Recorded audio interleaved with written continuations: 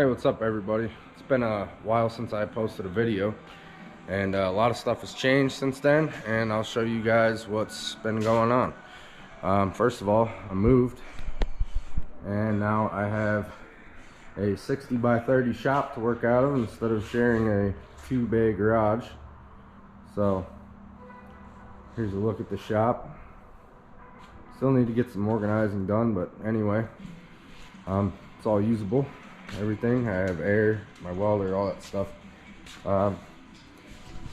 So today is April 11th, 2022, and on April 12th, 2021, I sent Sapphire out for some fab work, and I got it back in the beginning of January or end of December. I can't really remember, but somewhere around there. It was around the New Year, Christmas time. I went and picked it up finally, and today I just finished installing the motor, replacing fuel lines. I had some fuel lines that were leaking, so I went to this stuff here. I don't know if you can see, but it is push lock lines with AN hose ends. It's E85 compatible, and I just tested for fuel leaks and we're all good. I did have one, but it was a stupid fitting I forgot to tighten up, but everything else is good. I'm just filling it up with coolant here and getting ready to finally start it with the belt bottom end in it. So I'm gonna be finished filling up the coolant here, and should be good to fire it up.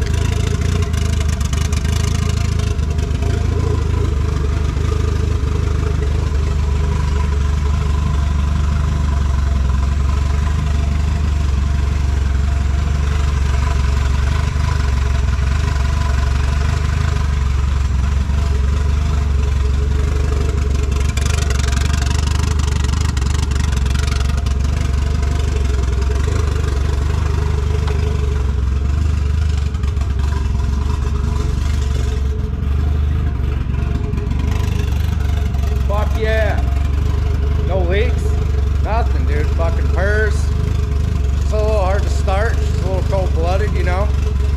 Been sleeping for a bit. I'm fucking pumped, yo.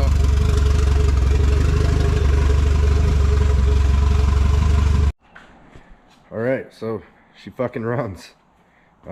Need to finish some stuff up here. Get the hood on, obviously. These catch can lines, I gotta run down through here to my catch can. I still need to make those. There's the catch can right here. I still need to make the line off the intake pipe here at the bottom of that. Other than that, I'm not sure if I'm gonna get another oil cooler or not. I didn't want to put that one back on because I destroyed that bottom end. Not really, but started to spin a bearing in that old bottom end, and I didn't want to have any bearing material going through the engine. I mean, some of it's inevitable with using the same head and the same turbo, but figured that would get rid of a big chunk of it. You can't really clean those out, so I just looped this line for now. I'm either gonna just tie that up for now so I could break in the motor and maybe order an oil cooler later on, or just delete altogether. I haven't decided. I need to get some vacuum line, so I can properly route the wastegate lines. That's one of the issues I had last time, was I couldn't control boost because I didn't have it hooked up right. Now that I have a catch can, I don't need this PCV line, so I need to figure out some way to block that off. Looks like there's a fitting in there. I could probably just put a plug in it. And yeah, just small stuff to button up the car. While it was at the fab shop, I had this coolant overflow made here. This upper intercooler pipe is one-piece pipe. I had that made. Let's see, had the dump tube remade so it dumps out the hood, not in the hump. Actually, you can see right here where it dumps now. Before, it would have dumped over here and the teardrop would have just looked like crap because it's not a flat surface. So we did a U shape like that, turned the wastegate down instead of straight up, and there's a drain hole in the bottom. So if I do have to end up parking outside at some point and it rains, or I get caught out in the rain, it can drain. I have the teardrop on the bumper dumper here, and I also had this intercooler brackets made, so this thing is super sturdy now. Before it was, you know, typical VRSF 1G intercooler brackets that would just break off, and it was flimsy. So I had those made, and I think that's pretty much it. That's all I had done, really. Everything else is the same on the car, except for the bottom end is just, it's a built bottom end now. It's got Eagle crank, Eagle rods, Manley 9-to-1 compression pistons, and I changed the clutch disc to a 6-puck act street disc, unsprung. I did have a sprung disc in there, so we'll see how that is. I feel like I might end up tearing that back out and changing the pressure plate and the flywheel, because I reused both of those, and the pressure plate it's got a lot of abuse and a lot of miles on it. Oh, and I swapped out my grindy 1G transmission to a 2G transmission I got from my buddy Alan. So we'll see how that pans out. Hopefully good. It was a pain in the ass. Forgot how much of a pain in the ass it kind of is to put a 2G trans in a 1G, but hopefully that works out all right and everything's good with that.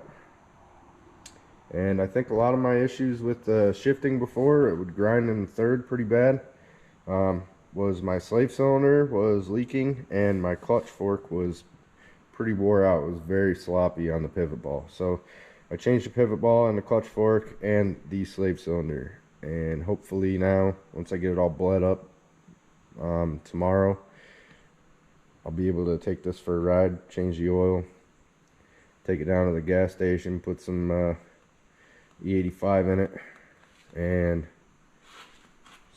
you know, go from there, button up little stuff as I go. But a big part of it's done. Hell yeah, car runs. I'm super excited, and I'll try to upload some more content here for you guys, so you can see the progress on the car, as well as all the other builds we have going on in here. Charlotte still just needs the wiring harness done. I'm lazy. I haven't finished that. I just picked up this car yesterday for a customer, so this is getting a whole laundry list of work done. Still have my future drag shell here, and my buddy Joe's car needs a head put back on it, and a little sneak peek of Ivy for those of you who know what the plan is with this car. I'm not going to spoil it for the ones who don't, but there'll be a lot of content coming for this soon. And the Mighty Max, which you guys haven't seen yet, not very many of you. I haven't posted it on the channel, but I've gathered a lot of parts for this, for the 4G63 head swap, and we'll be getting to work on this soon now that Sapphire is out of the way. As soon as I get that thing ready to rock, it's on to the Mighty Max. So stay tuned, guys. like, subscribe, all that nonsense, and hope you liked the video. Thanks.